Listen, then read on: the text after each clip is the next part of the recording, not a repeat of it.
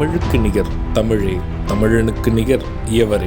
2 அடியில் நம்மால் எதுவும் செய்ய இயலாது என்று எண்ணும் மனிதனிடத்தில் 2 அடி குரலில் எதையும் நம்மால் செய்ய முடியும் என நம்பிக்கையை ஊக்குவித்தது திருக்குறள். வணக்கம் குழந்தைகளே. வணக்கம் பகலவன் ஐயா. இன்னைக்கான குறளை நம்ம பார்ப்போமா? ஓ, பார்க்கலாமே. சரி, பாடத்துக்குள்ள போலாம். இன்னைக்கான குறள் அதிகாரம் 57, வெறுவந்த செய்யாமை. குறள் எண் 569. செருவந்த போல்டின் சிறை செய்யாவேந்தன் வெறுவந்து வெய்து கெடும்.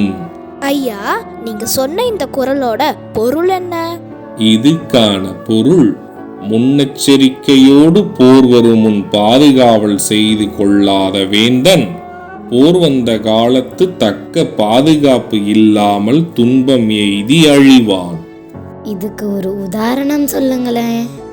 இதுக்கான உதாரணம், வரக்கூடிய போரை முன்னரே தெரிந்து பாதுகாப்பு நடவடிக்கை மேற்கொள்ளாத அரசன் போர் நேரிடும் பொழுது தோல்வியடைந்து வீழ்ந்து போவான்.